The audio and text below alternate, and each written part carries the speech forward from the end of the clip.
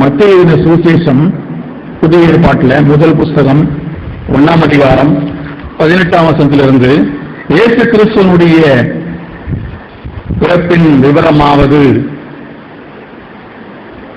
அவருடைய தாயாகிய மரியாள் யோசேப்புக்கு நியமிக்கப்பட்டிருக்கையில் அவர்கள் கூடி வரும் முன்னே அவள் பரிசுத்த ஆவியினாலே கர்ப்பவதியானாள் என்று காணப்பட்டது. அவள் புருஷனாகிய யோசேப்பு நீதிமானாயிருந்து அவளை அவமானப்படுத்த மனதில்லாமல் ரகசியமாய் அவளை தள்ளிவிட யோசனையாயிருந்தான்.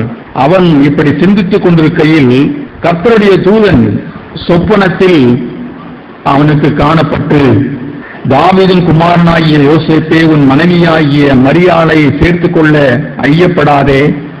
அவளிடத்தில் உற்பத்தியாயிருக்கிறது பரிசுத்த ஆவியினால் உண்டானது.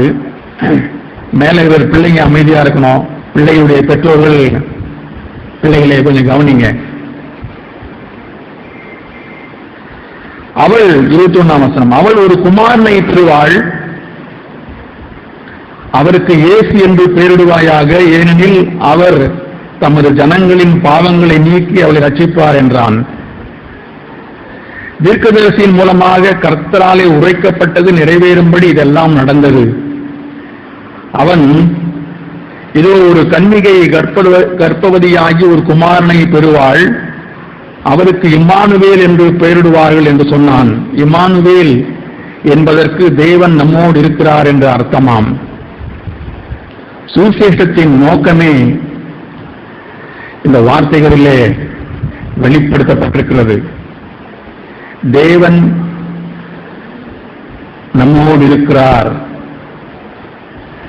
தேவன் மனிதனோடு இருக்கிறார். காணக்கூடாத தேவன் தான் உண்டாக்கின மனிதனோடு இருப்பதுதான்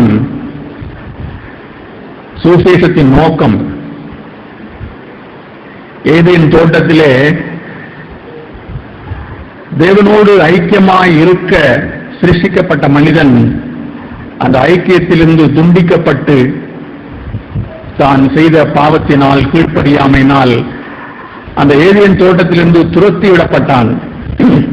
தேவன் ஆதியிலிருந்து தான் சிருஷ்டித்த மனிதன் அவரோடு ஐக்கியமாய் இருக்க வேண்டும் என்றுதான் விரும்பினார்.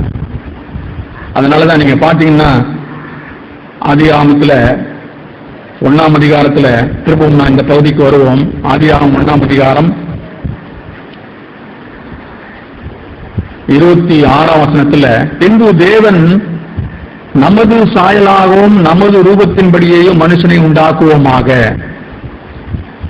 Let us make man in our image.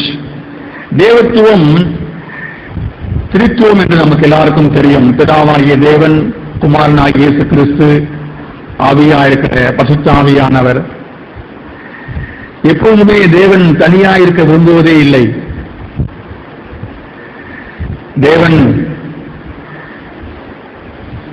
குமாரனோடும் பரிசுத்த ஆவியானவரோடும் ஐக்கியமாய் இருப்பது போல அவர் சிருஷ்டித்த மனிதனோடும் ஐக்கியமாயிருக்க விரும்புகிறார்.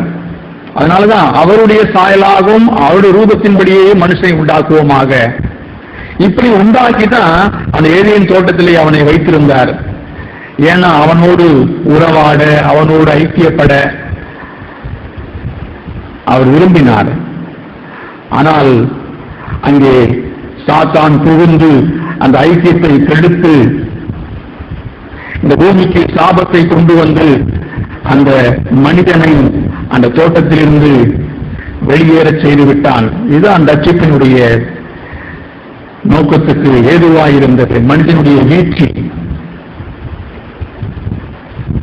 மனிதனுடைய வீழ்ச்சி அதுதான். தேவனுடைய சமூகத்திலிருந்து அவன் விழுந்து அவருடைய சமூகத்திலிருந்து துரத்தி விடப்படுவதுதான் வீழ்ச்சி.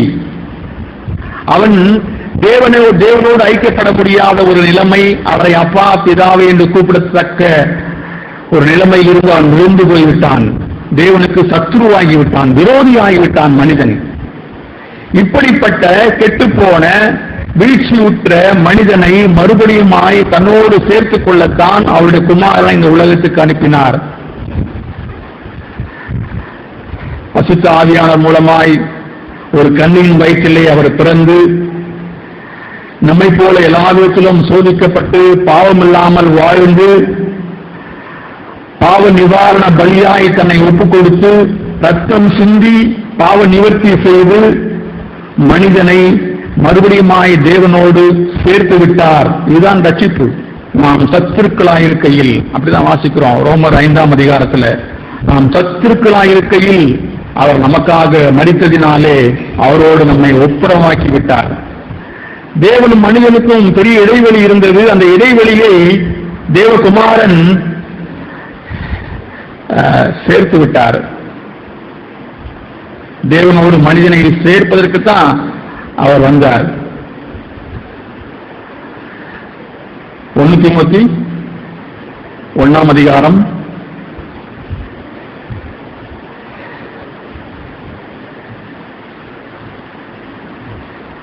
'வேதத்தில் எல்லாம் எவ்வளவு தெளிவா எழுதியிருக்கு பாருங்க.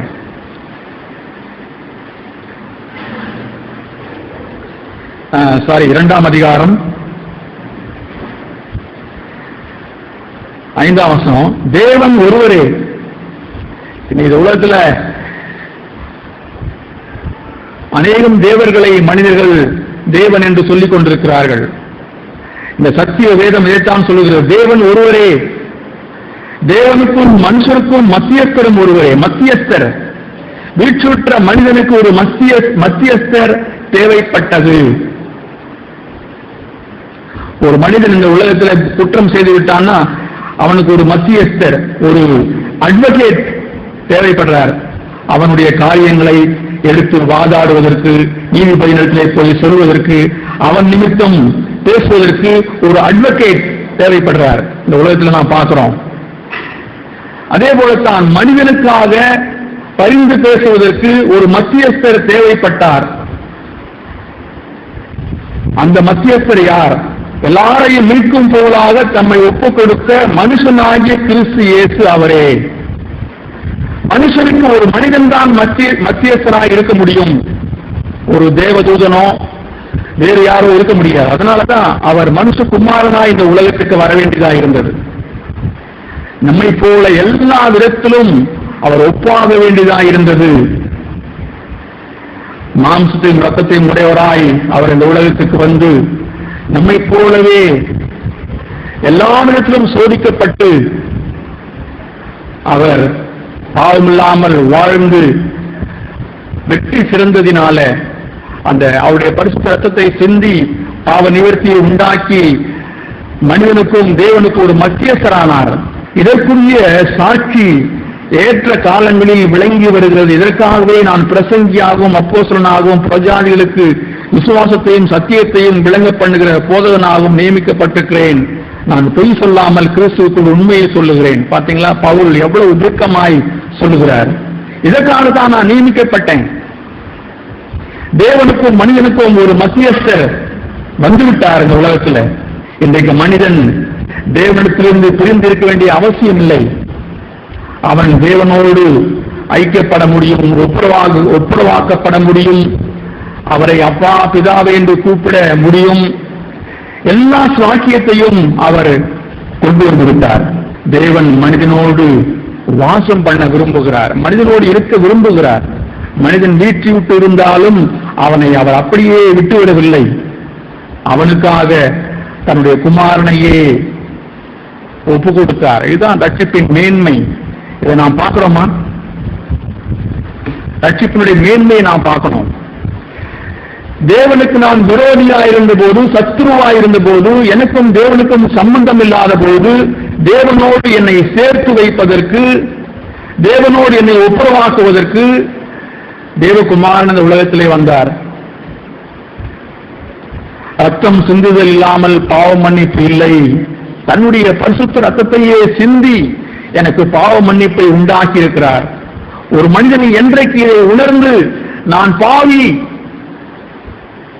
இயேசுவே உம்முடைய ரத்தம் எனக்காக சிந்தப்பட்டது சிலுவையிலே, அதை நான் விசுவாசிக்கிறேன், என்னுடைய கடந்த கால பாவங்கள் எல்லாம் நீர் மன்னித்து என்னை உம்மோடு சேர்த்துக் கொள்ளும் என்று என்றைக்கு ஒரு மனிதன் அவரிடத்திலே வருகிறானோ, சிலுவையின் அடிவாரத்திலே வந்து தன்னை தாழ்த்தி ஒப்புக் கொடுக்கிறானோ, அன்றைக்கு அவன் ரட்சிக்கப்படுகிறான். இதுதான் ரட்சிப்பு, மெய்யான ரட்சிப்பு. இதை நாம் விலகிக் கொள்ள வேண்டும். ஏதோ இயேசுவின் நாமத்தை சொல்லுகிறதுனால ஒரு மனிதன் ரட்சிக்கப்படவே முடியாது. ஞானஸ்நானம் எடுத்துக்கொள்வதனால் ஒரு மனிதன் ரட்சிக்கப்பட முடியாது. என்றைக்கு அவருடைய இதயத்திலே ஒரு துக்கம், தன்னுடைய பாவ வாழ்க்கையை குறித்த ஒரு துக்கம் வருகிறதோ, அவன் அன்றைக்கு தன்னை தாழ்த்தி அவரிடத்திலே போய், எனக்காக மீட்கும் பொருளாக, எனக்காக மத்தியஸ்தராக வந்த என்னுடைய ஆண்டவரே, உம்மை நான் விசுவாசிக்கிறேன், எனக்காக நீர் சிந்தின ரத்தத்தின் மேன்மையினால் உம்மை கிட்டிச் சேருகிறேன், என்னுடைய பாவங்களை மன்னியும், உன்னோடு என்னை சேர்த்துக் கொள்ளும் என்று சொல்லும் பொழுதுதான் மனிதன் ரட்சிக்கப்படுகிறான். இந்த நிகழ்ச்சி நம் ஒவ்வொருடைய வாழ்க்கையிலே நடக்க வேண்டும். மறுபடியும் புதிதாய் பிறக்கிறதுனா இந்த அனுபவம் தான். இதைத்தான் ஆண்டவர் நிக்கோதேமுக்கு சொன்னார் அன்றைக்கு. சரி, நாம் நம்முடைய சப்ஜெக்டுக்கு வருவோம். ரட்சிப்பின் நோக்கமே என்ன? தேவன் மனிதனோடு இருக்க விரும்புவது. அங்கதான் பார்த்தோம் மத்தேயு 1ஆம் அதிகாரத்தில் இம்மானுவேல் என்று பெயர் என்ன அப்படின்னு சொன்னா, தேவன் நம்மோடு இருக்கிறார், தேவன் மனிதனோடு இருக்கிறார். எவ்வளவு பெரிய விஷயம் அது! பரிசுத்தமான தேவன், பாவத்தை பாராத சுத்த கண்ணர், பாவத்திலே வீற்றூற்ற மனிதனோடு அவர் இருக்க விரும்புகிறார், அவனோடு ஐக்கியப்பட விரும்புகிறார். இது எப்படின்னு சொன்னா, ஒரு ராஜா, ஒரு மேன்மைமிக்க ராஜா ஒரு சேரி பகுதியிலே வாழுகிற ஒரு பெண்ணை நேசித்து, கந்தலும் அழுக்கும் உடுத்திக் கொண்டிருக்கிற ஒரு வாலிப பெண்ணை நேசித்து அவளிடத்திலே வந்து, பெண்ணே, உன்னை நான் நேசிக்கிறேன், உன்னை என்னோடு நான் சேர்த்துக் கொள்ள விரும்புகிறேன் அப்படின்னு சொல்வது போலத்தான். அப்படித்தான் நாம் இருக்கிறோம். நம்முடைய பாவத்திலே நாம் கெட்டு போய் அழுக்கும் கந்தலுமான துணிகளை உடுத்திக் கொண்டு அந்த மேன்மைமிக்க ராஜா வரும்போது அந்த வாலிபன் என்ன சொல்வாள் தெரியுமா? ராஜாவே, நீங்கள் பெரியவர், நீர் பரிசுத்தர், நீர் எவ்வளவு மகத்துவம் நிறைந்தவர், நானும் ஒரு ஏழை, இந்த சேரியிலே அசுத்தம் நிறைந்த இந்த பகுதியிலே நான் வாழ்ந்து கொண்டிருக்கிறேன், என்னை நீர் தேடி வருவதா என்று நான் சொல்லுவாள் அவள். ஆனால் அந்த ராஜா என்ன சொல்றார் தெரியுமா? நீ எனக்கு வேண்டும், உன்னை நான் நேசிக்கிறேன், உன்னை நான் பரிசுத்தப்படுத்தி என்னோடு சேர்த்துக் கொள்ள விரும்புகிறேன். எவ்வளவு பெரிய ரட்சிப்பது! 1 கொரிந்தியர் 1ஆம் அதிகாரம் 9ஆம் வசனம் வாசிங்க. நானே வாசித்துக் கொண்டிருக்கிறேன். 9ஆம் வசனத்தை யாரா வாசிங்க. பாத்தீங்களா? எதுக்காக அழைத்தார் நம்மை? பரலோகம் கொண்டு போவதற்கா? அதெல்லாம் பை ப்ராடக்ட். பரலோகத்துக்கு போவது, மோட்சத்துக்கு போவது, அவரோடு நித்தியமாக நாம் இருப்பதெல்லாம் அதெல்லாம் பை ப்ராடக்ட். ஆனா மெயின் சப்ஜெக்ட் என்ன? எதற்காக தேவன் நம்மை அழைத்தார்? 9ஆம் வசனம், நம்முடைய குமாரனும் நம்முடைய கர்த்தருமாயிருக்கிற இயேசு கிறிஸ்துவோடு ஐக்கியமாயிருப்பதற்கு உங்களை அழைத்த தேவன் உண்மை உள்ளவர். To be in fellowship with his son. பாத்தீங்களா? தேவனுடைய குமாரனோடு ஐக்கியமாயிருப்பதற்கு தான் தேவன் நம்மை அழைத்திருக்கிறார். எவ்வளவு பெரிய ரட்சிப்பு! நாமெல்லாம் எவ்வளவு பாக்கியம் உள்ளவர்கள், எவ்வளவு சாக்கியம் உள்ளவர்கள்! தேவன் எவ்வளவாய் நம்மை நேசித்திருக்கிறார்! நம்முடைய ரட்சிப்பின் மேன்மை எவ்வளவு பெரியது! குமாரனோடு, தன்னுடைய ஒரே பேரான குமாரனோடு ஐக்கியமாய் இருப்பதற்கு நம்மை அழைத்த தேவன், நம்மோடு வாசமாய் இருப்பதற்கு நம்மை அழைத்த தேவன். ஆதியிலிருந்து தேவனுடைய விருப்பம் எப்படித்தான் இருக்கிறது? மனிதனோடு நான் வாசமாயிருக்க விரும்புகிறேன். இதோ மனிதர்கள் மத்தியிலே வாசம் பண்ணுகிற தேவன் அப்படின்னு தான் நாம் வாசிக்கிறோம். இஸ்ரவேல் ஜனங்களை அந்த அடிமைத்தனத்திலிருந்து மீட்டு கொண்டு வந்த தேவனுடைய விருப்பம் எப்படி இருந்தது தெரியுமா? எனக்கென்று ஒரு ஆசரிப்பு கூடாரத்தை நீங்கள் ஏற்படுத்துங்கள், நான் உங்கள் மத்தியிலே வாசம் பண்ண விரும்புகிறேன். யாத்திராகமம் 25ஆம் அதிகாரம், யாத்திராகமம் 25ஆம் அதிகாரம் 8ஆம் வசனம் வாசிங்க. 101வது பக்கம் பழைய ஏற்பாட்டில். அவர்கள் நடுவிலே, யாத்திராகம் 25:8, அவர்கள் நடுவிலே நான் வாசம் பண்ண எனக்கு ஒரு பரிசுத்த ஸ்தலத்தை உண்டாக்குவார்களாக. பாத்தீங்களா? அதான் தேவனுடைய விருப்பமாக இருந்தது. ஜனங்களை அவர் மீட்டெடுத்து அவர் எகிப்திலிருந்து கொண்டு வந்ததின் நோக்கமே என்ன?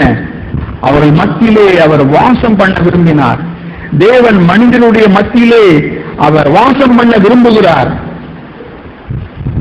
வெளிப்படுத்தல் எடுத்து வாசி பாருங்க. தேவன் மனிதர்கள் மத்தியிலே வாசமாயிருக்கிறார். நான் கடைசியா அந்த வார்த்தை உங்களுக்கு நான் காண்பிக்கிறேன். இதுதான் ரட்சத்தினுடைய நோக்கமே. அவர் நம்மோடு இருக்க விரும்புகிறார், நம்மை ஆசீர்வதிக்க விரும்புகிறார், நம்மோடு ஐக்கியப்பட விரும்புகிறார். எவ்வளவு பெரிய ரட்சிப்பது! பாவத்திலே கெட்டு போன உளையான சேற்றிலிருந்து என்னை தூக்கிவிட முடியாத நிலைமையில் இருந்த என்னை தேடி வந்து என்னை ரட்சித்து அவரோடு ஐக்கியப்படுவதற்கு அழைத்த தேவன் உண்மையுள்ளவர். அதைத்தான் நம் ஒவ்வொருடைய வாழ்க்கையிலும் அவர் செய்து கொண்டே இருக்கிறார். ஒவ்வொரு நாளும் அவர் செய்து வருகிற கிரியை என்ன தெரியுமா? அவரோடு நம்மை சேர்த்துக் கொள்வதற்கு, அவர் நம்மோடு ஐக்கியப்படுவதற்கு, மனிதனும் தேவனும் ஒன்றாயிருப்பதற்கு. வாசற்படியிலே நின்று நான் தட்டுகிறேன், ஒருவன் என் சத்தத்தை கேட்டு கதவை திறந்தால் நான் உள்ளே வந்து அவனோடு போஜனம் பண்ணுவேன், அவனோடு ஐக்கியமாயிருப்பேன். தேவனுடைய விருப்பம் அதுதாங்க. நம்முடைய சரீரம் அவர் தங்கி இருக்கிற ஆலயம் என்று எழுதப்பட்டிருக்கிறது. இந்த சரீரத்திலே, இந்த ஆத்துமாவிலே, இந்த ஆவியிலே எப்படி பழைய ஏற்பாட்டில் நீங்க அந்த ஆசரிப்பு கூடாரம் இருந்ததோ அதே போலதான் 3 பகுதியாய் தான் மனிதன் இருக்கிறான். அதனுடைய நிழல்தான் பழைய ஏற்பாட்டில் இருக்கிற ஆசரிப்பு கூடாரம். வெளிப்பிரகாரம், பரிசுத்த ஸ்தலம், மகா பரிசுத்த ஸ்தலம், சரீரம், ஆத்மா, ஆவி. அங்கே மகா பரிசுத்தத்திலே வாசமாயிருந்த தேவன் இன்றைக்கு நம்முடைய ஆவியிலே வாசமாயிருக்க விரும்புகிறார். அதனாலதான் நம்மை முதலாவது ரட்சிக்கிறார், நம்மை அவரோடு சேர்த்துக் கொள்கிறார். அதுதான் ரட்சிப்பு. பவுல் கேட்கிறார், உங்களுடைய சரீரங்கள் அவர் தங்கி இருக்கிற ஆலயமா இருக்கிறது உங்களுக்கு தெரியாதா? டோன்ட் யூ நோ அப்படின்னு கேட்கிறார். உங்களுக்கு நீங்கள் அறியவில்லையா? நீங்கள் தேவன் தங்கி இருக்கிற வாசஸ்தலமாய் இருக்கிறீர்கள். அப்படி நாம் கூடி வருகிற இடம்தான் சபை. அங்கே தேவன் தலையாயிருப்பார், ஆண்டவர் இயேசு. சபை என்று ஒரு கட்டிடம் அல்ல, ஒரு இடம் அல்ல. அப்படிப்பட்ட பரிசுத்தவான்கள் தேவனை தங்களுடைய வாழ்க்கையை ஏற்றுக்கொண்டு அவரை வாசஸ்தலமாய் வைத்துக் கொண்டு வாழ்கிற சகோதர சகோதரிகள் கூடுகிற இடம்தான் சபை. அங்கே அது 2 பேரா இருக்கலாம், 3 பேரா இருக்கலாம், 2000 பேரா இருக்கலாம், 20,000 பேரா இருக்கலாம். அது பெரிய விஷயமே கிடையாது. அப்படிப்பட்டவர்கள் கூட்டி வருகிற இடத்திலே தான் தேவன் வாசமாயிருப்பார். இதெல்லாம் நான் தியானித்த போது, ஆண்டவரே, எவ்வளவு அற்பமான மனிதர்கள் எங்கள் மத்தியிலே நீர் வாசம் பண்ண விரும்புகிறீர், எங்களோடு இருக்க விரும்புகிறீர், நித்தியமாய் உமோடு எங்களை சேர்த்துக் கொள்ள விரும்புகிறீர் என்று பார்த்த பொழுது என் இருதயம் அப்படியே சந்தோஷத்தால் நிறைந்தது. இதெல்லாம் நாம் பார்த்ததும் சொன்ன அந்த உலகத்திலே நாம் அதற்கு முக்கியத்துவம் கொடுப்போம். நம்முடைய பிரையாரிட்டி, தேவனே என்னோடு நீர் ஐக்கியப்பட விரும்புகிறீர். அந்த சேரியிலே வாழ்கிற, அந்த ஒதுக்குப்புறத்திலே வாழ்கிற அந்த ஒரு பெண் எப்படி ஆண்டவரை பார்த்திருப்பாள், அந்த ராஜாவை பார்த்திருப்பாள். அற்பமான என்னை நோக்கி வந்த ராஜாவே, என்னோடு ஐக்கியப்பட விரும்புகிறீர், உமோடு என்னை சேர்த்துக் கொள்ள விரும்புகிறீர், உமக்கு தகுதியாய் என்னை மாற்றிக்கொள்ள விரும்புகிறேன். அவர் சொல்லிட்டு போயிட்டார், உன்னை நேசிக்கிறேன். வாலிப பெண்மணியே, நான் போய் திரும்ப வந்து உன்னை என்னோடு சேர்த்துக் கொண்டேன் என்று சொல்லிட்டு போயிட்டார் அந்த ராஜா. அப்போ அந்த வாலிப பெண் எப்படி இருப்பாள்? இஷ்டம் போல வாழ்ந்து கொண்டிருப்பாளா? என்னுடைய ராஜா, மகத்துவம் மகிமை நிறைந்தவர், என்னை நேசித்து எனக்காக இறங்கி வந்து அவரோடு என்னை சேர்த்துக் கொள்ள விரும்பி அவருக்கென்று என்னை நியமித்து விட்டு போயிருக்கிறார். என்னை நியமித்து விட்டார் அவருக்கென்று. ஒரு நாளிலே திரும்ப வந்து என்னை அவரோடு சேர்த்துக் கொண்டு நித்தியமாய் நான் அவரோடு வாழ்வேன் என்ற நம்பிக்கையிலே அவள் என்ன செய்து கொண்டிருப்பாள்? அவர் இருக்கிற பிரகாரமாக தன்னையும் சுற்றி எடுத்துக் கொண்டே ஒவ்வொரு நாளும் அவள் நம்பிக்கையோடு வாழ்ந்து கொண்டிருப்பாள். அதுதான் வேதம் சொல்லுது. இந்த நம்பிக்கையுடைய எவனும் அவர் இருக்கிற பிரகாரமாகவே தன்னை சுத்திகரித்துக் கொண்டே இருப்பான். தேவன் என்னை அவரோடு சேர்த்துக் கொள்ள விரும்புகிறாரே, எவ்வளவு கீழான நிலைமையில் இருந்த என்னை கொண்டு போய் உயரமான இடத்திலே வைக்க விரும்புகிறாரே அவர். அசுத்தத்திலும் பாவத்திலும் அக்கிரமத்திலும் அநீதியிலும் அநியாயத்திலும் வாழ்ந்த என்னை அவரோடு சேர்த்துக் கொள்ள விரும்புகிறாரே, நான் அதற்கு பாத்திரவானாய் இருக்க வேண்டுமே என்று ஒவ்வொரு நாளும் அந்த உணர்வோடு அந்த வாலிப பெண் வாழ்ந்து கொண்டே இருப்பாள். அப்படி அவள் வாழும் பொழுது அவளுடைய வாழ்க்கை மாறிக்கொண்டே இருக்கும். ஒரு நாளிலே அவரை போலவே இவரும் மாறிவிடுவாள். மணவாளனுக்கு ஏற்ற மணவாட்டியாய் தன்னை ஆயத்தப்படுத்திக் கொள்வாள். தேவன் மனிதனோடு வாசம் செய்கிற நாட்கள் வரும். இந்த வானமும் இந்த பூமியும் ஒரு நாளைக்கு அகன்று போய் புதிய வானமும் புதிய பூமியும் உண்டாகும். அப்பொழுது சபையானது அவரோடு சேர்த்துக் கொள்ளப்படும். நித்தியமாய் தேவன் மனிதரோடு வாசம் செய்வார். அந்த வார்த்தையை நாம் பார்ப்போம். வெளிப்படுத்தின விசேஷம் 21ஆம் அதிகாரம்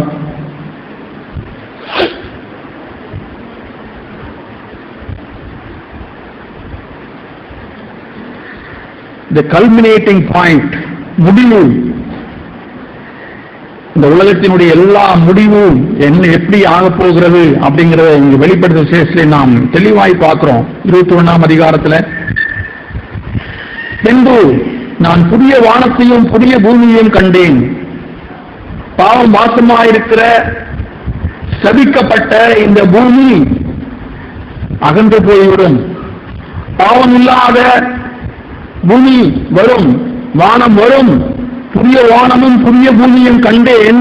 முந்தின வானமும் முந்தின பூமியும் ஒழிந்து போயிட சமுத்திரம் இல்லாமல் போயிற்று. அங்கே சமுத்திரமே இருக்காது. யோவானாகிய நான் புதிய எருசலேம் ஆகிய பரிசுத்த நகரத்தை தேவனிடத்திலிருந்து பரலோகத்தை விட்டு இறங்கி வர கண்டேன். அது தன் புருஷனுக்காக அலங்கரிக்கப்பட்ட மணவாட்டியை போல ஆயத்தமாக்கப்பட்டிருந்தது. பாத்தீங்களா? ஒரு மணவாட்டி தன் மணவாளனுக்காக தன்னை ஆயத்தப்படுத்திக் கொள்வது போல ஒரு பெண் ஒரு ஆணோடு நியமிக்கப்பட்டு விட்டால் அவள் தன்னை ஆயத்தப்படுத்திக் கொள்வதற்கு எவ்வளவு பிரயாசப்படுவாள் தெரியுமா? உங்க எல்லாருக்கும் தெரியும். திருமணத்தை கடந்து சென்றவர்களுக்கு இதெல்லாம் தெரியும். பியூட்டி பார்லருக்கு போறது, சிகை அலங்காரம் பண்ணிக்கொள்வது, முகத்தை ப்ளீச்சிங் செய்து கொள்வது, இன்னும் எவ்வளவு காரியங்கள் இருக்கிறது. எல்லாம் எதற்காக அவள் செய்கிறாள் தெரியுமா? தன்னுடைய மணவாளனுக்கு தான் அழகாய் தோன்ற வேண்டும் என்றுதான் அவள் அப்படி பிரயாசப்படுவாள். தன்னை அலங்கரிக்கப்பட்ட மணவாட்டியை போல ஆயத்தமாக்கப்பட்டிருந்தது. மேலும் பரலோகத்திலிருந்து உண்டான ஒரு பெரும் சத்தத்தை கேட்டேன். அது ஏதோ மனுஷனிடத்திலே தேவனுடைய வாசஸ்தலம் இருக்கிறது. பாத்தீங்களா? This is the goal of our salvation. நம்முடைய ரட்சிப்பின் நோக்கம் இதுதான். மனிதனிடத்திலே தேவனுடைய வாசஸ்தலம் இருக்கிறது. அவர்களிடத்திலே அவர் வாசமாயிருப்பார். என்றைக்கு தேவன் ஏதேன் தோட்டத்திலிருந்து துரத்திவிடப்பட்டு தேவனோடு வாசமாயிருப்பதற்கு துண்டிக்கப்பட்டு விட்டானோ, அன்றைக்கே தேவன் இந்த மனிதனை அவரோடு சேர்த்துக் கொள்கிற கிரியை ஆரம்பித்து விட்டார்.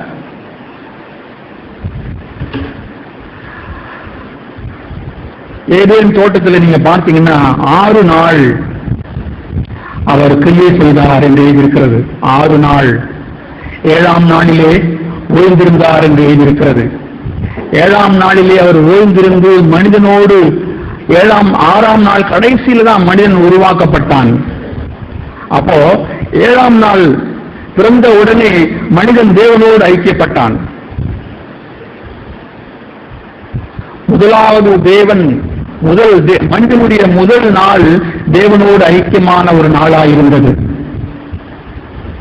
ஆனால் மனிதன் பாவத்திலே விழுந்த பிறகு தேவனுக்கு ஓய்வில்லாமல் போய்விட்டது. தேவன் 6 நாள் வேலை செய்து ஒரு நாள் ஓய்ந்திருந்த தேவன் 7 நாளும் வேலை செய்ய வேண்டியதாகி போய்விட்டது. இன்றைக்கு மனிதன் பாவத்திலே விழுந்து போய்விட்டானோ, ஏன் அப்படி ஒரு வேலை செய்ய வேண்டியதாகி போய்விட்டது தெரியுமா? நம்மை ரட்சிப்பதற்காக. அதனால ஆண்டவர் சொல்றார், இதுவரைக்கும் என்னுடைய பிதாவானவர் கிரியை செய்து வருகிறார், நானும் கிரியை செய்கிறேன். ஓய்வு நாளிலே அவர் ஒருவனை சுகமாக்கின போது பரிசேயர்கள் அவரை கேட்டபோது அவர் சொல்கிற பதில் அதுதான். ஏன் ஓய்வு நாள் இவனை சுகமாக்குறீங்கன்னு கேட்டா அவர் சொல்ற பதில் என்ன தெரியுமா? என்னுடைய பிதாவானவரை கிரியை செய்கிறார், நானும் கிரியை செய்கிறேன். என்னுடைய பிதாவானவர் ஓய்வு நாள் இல்லாமல் கிரியை செய்து கொண்டு வருகிறார், நானும் கிரியை செய்கிறேன். எங்களுக்கு ஓய்வில்லை. மனிதர்களை ரட்சிப்பதற்காக எங்களுக்கு ஓய்வில்லை.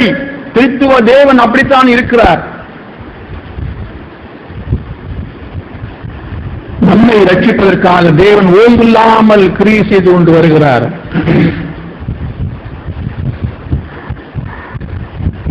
அந்த பெடஸ்தா குணத்துல அந்த வார்த்தையை பார்த்தாதான் உங்களுக்கு விசுவாசம் வரும். நான் சொல்வது உண்மையா என்று. யோவான் எழுதின சுவிசேஷம், மறுபடியும் அந்த வெளிப்படுத்தின விசேஷத்துக்கு நாம் வருவோம். 5ஆம் அதிகாரம். இந்த வார்த்தை எடுங்க, யாராவது தெரிந்தவங்க. அவர் சொல்கிற வார்த்தை, பிதாவானவர் கிரியை செய்து கொண்டு வருகிறார், நானும் கிரியை செய்கிறேன். எங்க இருக்கு அந்த வார்த்தை?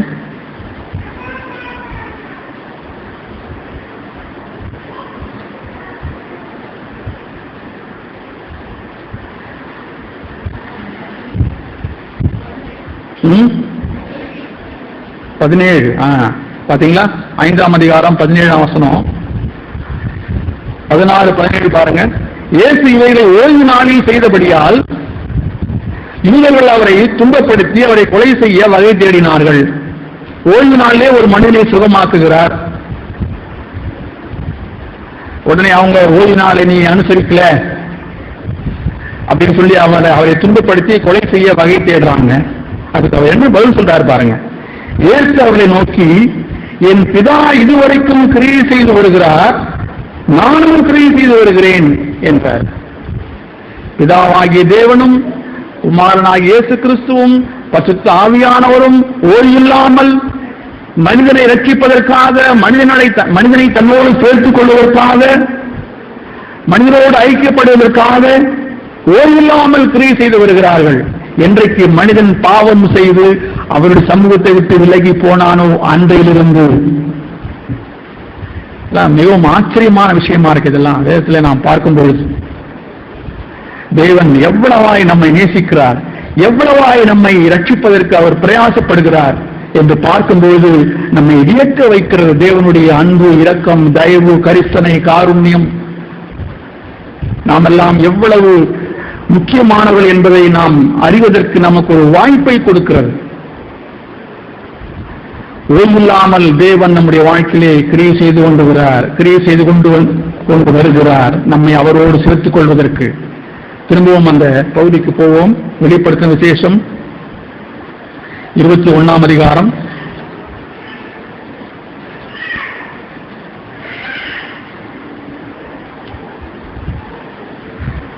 மூன்றாம் வசனம். மேலும் பரலோகத்திலிருந்து உண்டான ஒரு பெரும் சத்தத்தை கேட்டேன். அது இதோ மனுஷர்களிடத்திலே தேவனுடைய வாசஸ்தலம் இருக்கிறது, அவரிடத்திலே அவர் வாசமாய் இருப்பார், அவர்களும் அவருடைய ஜனங்களாய் இருப்பார்கள். தேவன் தாமே அவர்களோடு இருந்து அவருடைய தேவனாய் இருப்பார். இதாங்க முடிவு. முடிவிலே நடக்கப் போகிற காரியம் இதுதான். தேவன் மனிதனோடு அன்றைக்கு ஏதேன் தோட்டத்திலே அவர் இருக்க விரும்பினது போல பரதீசிலே, புதிய வானத்திலே, புதிய பூமியிலே மனிதனோடு அவர் ஐக்கியமாக இருக்க போகிறார். இந்த ப்ராசஸ் தான், இந்த கிரியை தான் தேவன் இன்றைக்கு மனிதர்கள் மத்தியிலே நடத்தித்துக் கொண்டே வருகிறார். ஒவ்வொரு நாளும் நமக்கு தெரியுதோ தெரியலையோ நம்முடைய வாழ்க்கையிலே நான் ரட்சிக்கப்பட்டுட்டேன் அப்படின்னா, நான் சபையில் இருக்கிறேன் அப்படின்னு சொன்னா, நம் ஒவ்வொருடைய வாழ்க்கையிலும் தேவன் செய்து வருகிற கிரியை இதுதான்.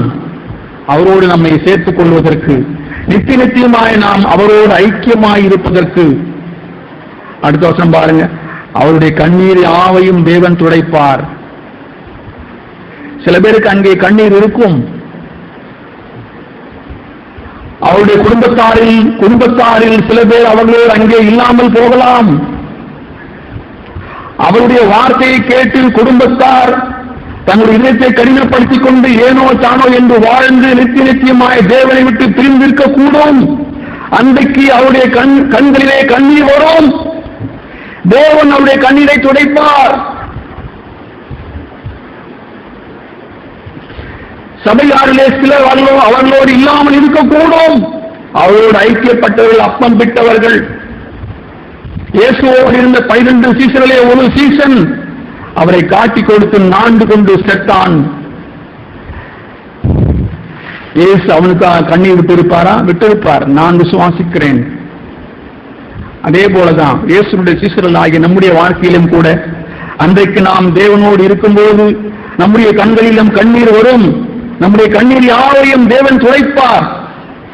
அன்றைக்கு தேவனும் ஒன்றும் செய்ய முடியாது, மனிதனும் ஒன்றும் செய்ய முடியாது. இன்றைக்கு நமக்கு தேவன் கொடுக்கிற அவகாசத்திலே, தேவன் நமக்கு கொடுக்கிற இந்த நாட்களிலே நாம் மனம் திரும்பி அவரை ஏற்றுக்கொண்டு ரட்சிக்கப்பட்டு அவரோடு ஐக்கியப்பட விருப்பமாய் நம்மை ஒப்புக் கொடுப்பதுதான் நாம் எல்லாரும் செய்ய வேண்டிய நம்முடைய வாழ்க்கையிலே மிகவும் முக்கியமான ஒரு காரியம்.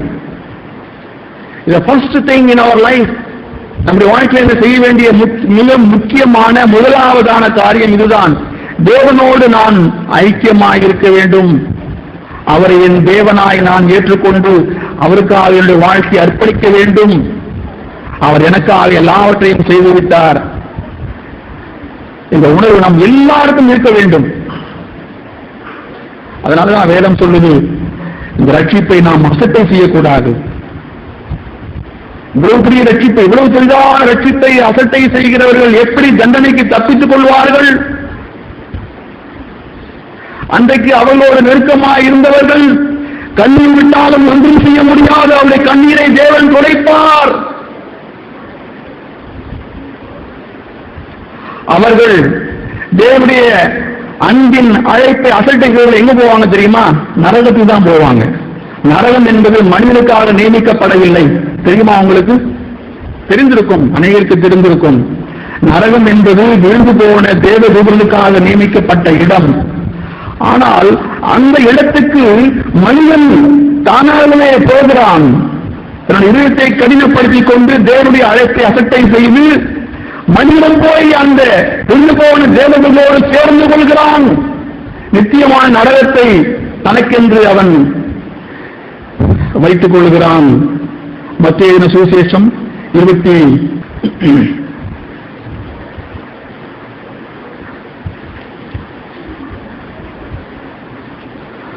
5ஆம் அதிகாரம் வார்த்தை எங்க இருக்கு? எடுத்தவங்க சொல்லுங்க. பிசாசுக்காகவும் அவனுடைய தூதர்களுக்காக நியமிக்கப்பட்ட இடத்துக்கு நீங்கள் போங்கள் என்று சொல்லுவாரே ஒரு இடத்துல. மத்திய 25ஆம் அதிகாரத்துல 41ஆம் வசனம். கடைசி நாட்களிலே ஆண்டவர் தன் ஜனங்களை 2ஆய் பிரிப்பார் என்று எழுதியிருக்கிறது. வெள்ளாடுகளையும் செம்மறி ஆடுகளையும் பிரிக்கிறது போல பிரித்து வலது பக்கத்திலே இருக்கிறவர்களை என்னுடைய ராஜ்யத்திலே நீங்கள் பங்கடையுங்கள், பிதாவின் சந்தோஷத்திலே நீங்கள் பங்கு பெறுங்கள் என்று சொல்லுவார். இடது பக்கத்திலே இருக்கிறவர்களை எங்க அனுப்புவார்? 41ஆம் வசனம். அப்போது இடது பக்கத்தில் இருப்பவர்களை பார்த்து அவர் சபிக்கப்பட்டவர்களே,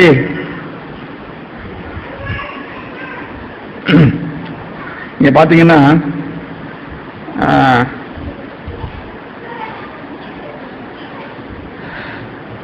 என்னை விட்டு பிசாசுக்காகவும் அவன் தூதர்களுக்காகவும் ஆயத்தம் பண்ணப்பட்டிருக்கிற நித்திய அக்கினியிலே போங்கள். அப்போ நித்திய அக்கினி, நித்திய நரகம் என்பது பிசாசுக்காகவும் அவருடைய தூதர்களுக்காகவும் ஆயத்தம் பண்ணப்பட்டது.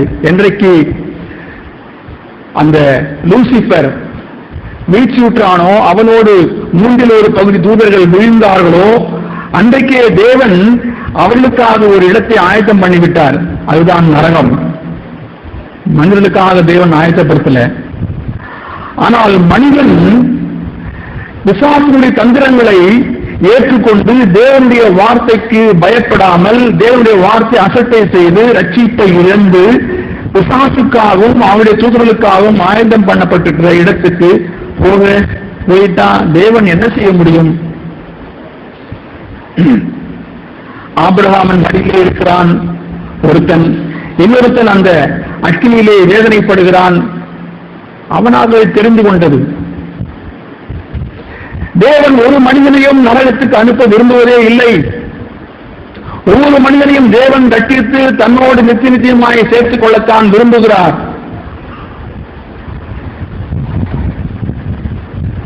நாம் போகிற இடத்தை முடிவு செய்ய வேண்டியவராயிருக்கிறோம். எதற்கு இந்த வாழ்க்கையை முக்கியத்துவம் கொடுக்கிறேன்? தேவனுடைய சபையிலே வந்து தேவனுடைய வார்த்தையை கேட்டு ஆவியாருடைய சத்தத்தை கேட்டும் கூட நான் அவருடைய அழைப்பை அசைட்டு செய்தேன்னு சொன்னா தேவன் என்ன செய்ய முடியும்?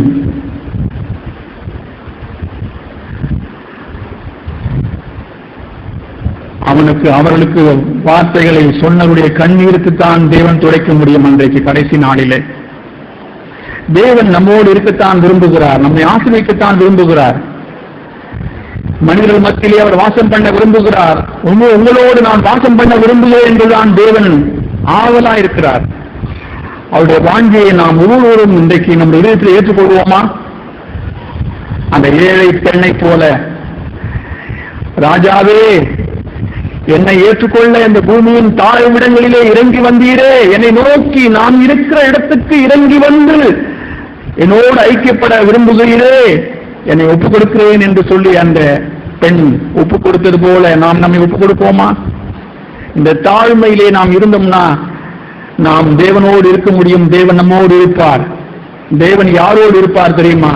இந்த ஒரே ஒரு வார்த்தையை சொல்லி நான் முடிக்கிறேன். ஏசாயா தீர்க்கதரிசியின் புஸ்தகம் 57ஆம் அதிகாரம். இன்னும் எவ்வளவு வார்த்தைகள் இருந்தாலும் இதோடு நான் முடித்துக் கொள்கிறேன். ஏசாயா 57ஆம் அதிகாரம் 15ஆம் வசனம். நித்திய வாசியும் பரிசுத்தர் என்கிற நாமமுள்ளவருமாகிய மகத்துவமும் உன்னதமுமானவர் சொல்லுகிறார். மகத்துவம் உன்னதமும் நிறைந்தவர் அவர். நித்திய வாசி, ஹை அண்ட் லாஃப்டி ஒன். அதை எப்படி சொல்லவே முடியாது, விவரிக்கவே முடியாது. தேவனுடைய மகத்துவத்தை, மேன்மையை, வல்லமையை, ஹை அண்ட் லாஃப்டி ஒன் அப்படிதான் இருக்கு ஆங்கிலத்தில். நித்திய வாசியும் பரிசுத்தர் என்ற நாமமுள்ளவராகிய மகத்துவம் உன்னதமுமானவர் சொல்லுகிறார். இது ஹோலி ஒன், பரிசுத்தம் நிறைந்தவர். அவர் என்ன சொல்றார் தெரியுமா?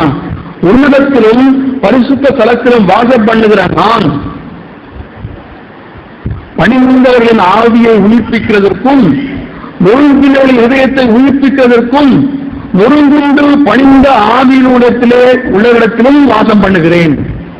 அங்க மட்டும் நான் வாசம் பண்ணலப்பா, மனிதர்களாகிய உங்களிடத்திலும் யாரெல்லாம் நொறுங்குண்டு நறுங்குண்டு தாழ்மையாய் தங்களுடைய நிர்பந்தத்தை உணர்ந்து ஆவியில எளிமையாய் இருக்கிறார்களோ அவர்களோடு நான் வாசம் பண்ணுகிறேன். எவ்வளவு நல்ல விஷயம் அது! எவ்வளவு நல்ல செய்தி!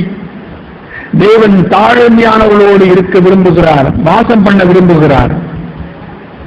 நாம் மட்டும் நொறுங்கின இருதயத்திலே நம்முடைய நிலைமையை உணர்ந்தவர்களாய் நம்மை நாமே நாம் நியாயம் தீர்த்து தேவனுடைய ரட்சிப்பின் மேன்மையை உணர்ந்து ஒவ்வொரு நாளும் நம்மை தாழ்த்தி நம்மை ஒப்புக் கொடுத்து தேவ பலியாய் நம்மை ஒப்புக் கொடுத்து அவருக்கு நன்றியுள்ளவர்களாய் நாம் வாழ்வோமானால் தேவன் நம்மோடு இருப்பார், நம்மோடு வாசம் பண்ணுவார். இதை விட நமக்கு என்ன வேணும்? இம்மானுவேல், அவர் உங்களோடு இருப்பார். தேவன் நம்மோடு இருக்க விரும்புகிறார். அவரை நம்முடைய வாழ்க்கையை நாம் வரவேற்று நம்மோடு தக்க வைத்துக் கொள்வோமா? இதுதான் நாம் செய்ய வேண்டிய விஷயம். மோசே சொன்னான், நீர் எங்களோடு வரவில்லை என்றால் நாங்கள் ஒரு அடி கூட எடுத்து வைக்க மாட்டோம் ஆண்டவரே என்று சொன்னான் மோசே. நாம கூட அப்படிதான் இருக்கணும். ஆண்டவரே, நீர் எங்களுடைய எங்களோடு வரவில்லை என்றால், எங்களுடைய சபையில இல்லை என்றால், எங்களுடைய ஆராதனை, எங்களுடைய கூடுகை, எங்களுடைய வேதம் வாசிப்பு, எங்களுடைய தீர்க்க தரிசனம் எல்லாம் எதற்கு பிரயோஜனம்? எங்களுடைய கிரியைகள், எங்களுடைய பிரயாசங்கள் எல்லாம் என்ன பிரயோஜனம்? எல்லாம் வைக்கோல் மரம் புல்லாகத்தான் இருக்கும். தேவன் இல்லாத நாம் எதை செய்தாலும், தேவனை நம் பக்கத்திலே வைத்துக் கொண்டு நாம் எதை செய்தாலும் அது ஆசீர்வாதமாக இருக்கும். அவருடைய வலது பாகத்திலே நித்திய பேரின்பமும் மிகுந்த சந்தோஷமும் உண்டு. அவருடைய சமூகத்திலே அவர் எங்கே இருக்கிறாரோ அங்கே நித்தியமான பேரின்பம், முடிவில்லாத சந்தோஷம். இன்றைக்கு மனிதர்கள் எவ்வளவோ சந்தோஷங்களை தேடி நாடி போய்கொண்டே இருக்கிறார்கள். அற்பமான பாவ சந்தோஷத்தை தேடி போய்கொண்டிருக்கிறார்கள். அவர்கள் நிச்சயமான சந்தோஷத்தை பார்க்கவில்லை. அதனாலதான் அப்படி ஓடுறாங்க. வாலிபர்கள் பாலிய இசைகளின் பின்னால், குடும்பத்தினர் பணத்தின் பின்னால், இந்த உலக அங்கீகாரத்தின் பின்னால், மதிப்பு மரியாதையின் பின்னால், சரீர சுகத்தின் பின்னால் ஓடுவதற்கெல்லாம் என்ன காரணம் தெரியுமா? நிச்சயமான சந்தோஷத்தை அவர்கள் பார்க்காதனால்தான். முடிவில்லாத சந்தோஷம் அவருடைய சமூகத்தில் இருக்கிறது. சங்கீதம் 16 கடைசி வசனம் எடுத்து நீங்க வாட்சி பாருங்க. Pleasures for evermore. அருமையாய் சொல்றார் Sauran ஜாக்குனன். Pleasures for evermore. Pleasure. இன்றைக்கு சந்தோஷத்தை கொடுக்கிற விஷயங்கள் இந்த உலகத்திலே அநேகம் உண்டு. எதுவாவது நிலையான சந்தோஷத்தை கொடுக்க முடியுமா? பிளஷர். பாலிய இச்சையிலே ஒரு சந்தோஷம், பணம் சம்பாதிப்பிலே ஒரு சந்தோஷம், பொருள்கள் வாங்குவதிலே ஒரு சந்தோஷம், எவ்வளவோ சந்தோஷங்கள் இந்த உலகத்தில் இருக்கிறது. ஆனால் அவையெல்லாம் நிலையானது அல்ல. நிலையான சந்தோஷம் தேவனுடைய சமூகத்திலே தான் இருக்கிறது. தேவன் எங்கே இருக்கிறாரோ அங்கே நிலையான சந்தோஷம். அதை தேடி நாம் போவோமா? தேவனே, நீர் எங்களோடு இருந்தீங்கன்னா எங்களுக்கு நிலையான சந்தோஷம் கிடைக்கும். ஆண்டவரை, அனித்தியமான பாவ சந்தோஷத்தில் எங்களை ஈடுபடுத்திக் கொண்டு உமையிட்டு நாங்கள் தூரமாய் போய் பிசாசுக்கும் தூதர்களுக்கு நியமிக்கப்பட்ட இடத்துக்கு நாங்கள் போக வேண்டாம். ஆண்டவர், எங்களுக்கு உணர்வுள்ள இருதயத்தை தாரும். எங்களை குறித்த வெளிப்பாட்டை எங்களுக்கு தாரும். ஆண்டவரே, நாங்கள் உம்மோடு நித்தியமாய் இருக்க எங்களுக்கு உதவி செய்யும் என்று நம்ம ஒப்புக் கொடுப்போம். இருக்கிற ஒருவரும் தேவனுடைய சமூகத்தை விட்டு போக வேண்டிய அவசியமே கிடையாது. நம் ஒவ்வொருவரையும் தேவன் அவரோடு சேர்த்துக் கொள்ளத்தான் விரும்புகிறார். நாம் எப்படி இருந்தாலும் அந்த அழைப்பை நாம் ஏற்றுக்கொள்வோம். தேவன் மனிதனோடு வாசம் செய்கிற அவருடைய இந்த விலையேற பெற்ற ரட்சிப்பை நம்முடைய வாழ்க்கையை பிரதானமாய் நாம் வைத்துக் கொண்டு அதற்காக நம்முடைய வாழ்க்கையை அர்ப்பணிப்போம். எல்லாரையும் தேவன் அப்படியாக ஆசீர்வதிப்பாராக. ஆமென்.